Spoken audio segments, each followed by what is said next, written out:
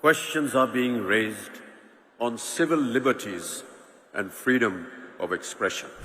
The films had a very hard time at the censor board. Our filmmakers were fighting their battle against the hegemony of a haughty empire.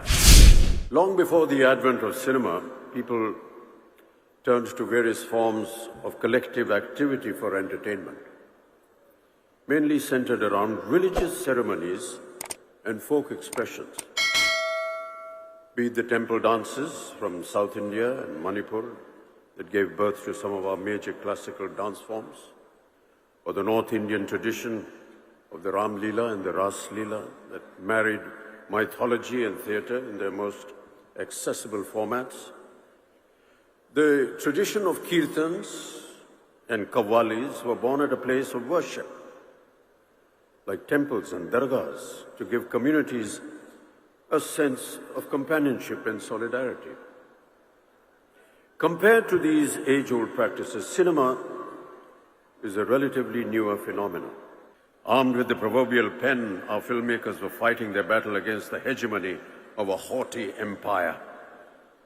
Close to 24 films were released between 1921 and 1947 that either obviously or obliquely depicted the British as oppressors.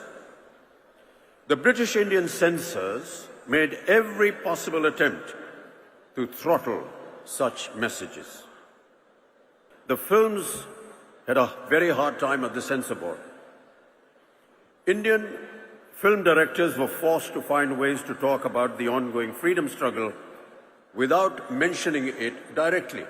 The 1952 Cinematograph Act set out the structure of censorship as it stands today, upheld by the Film Certification Board. But even now, ladies and gentlemen, and I'm sure my colleagues on stage will agree, questions are being raised on civil liberties and freedom of expression. Khan and Sri Saurabh Ganguly to join Amitji. Cinema, and in fact the advent of articulation through social media platforms, have now become the foremost expression of human experience and emotion. The collective narrative of our times is shaped by social media. And contrary to the belief that the spread of social media will affect cinema negatively, I believe cinema has an even more important role to play now. Social media is often driven by a certain narrowness of view that limits human nature to its baser self. I read somewhere that negativity increases social media consumption and thereby increases its commercial value as well. Such pursuits enclose the collective narrative, making it divisive and destructive. Cinema exposes the vulnerability of human nature by telling stories in their simplest form, as they are lived. It allows us to know each other better.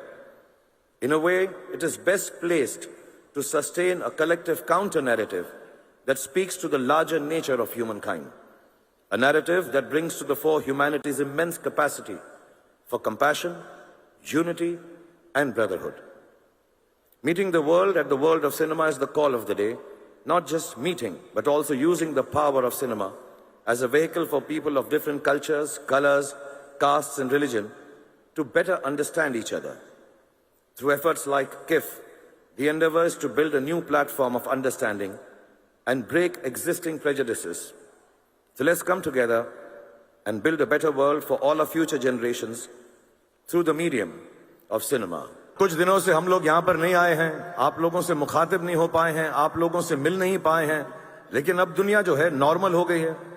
हम सब खुश हैं, मैं सबसे ज्यादा खुश हूँ, और ये बात बताने में मुझे बिल्कुल भी आपत्ति नहीं है कि दुनिया कुछ भी कर ले, मैं और आप लोग और जितने भी पॉजिटिव लोग हैं सब के सब जिंदा हैं। Subscribe to Midday India. Get direct notifications on all our videos by clicking on the bell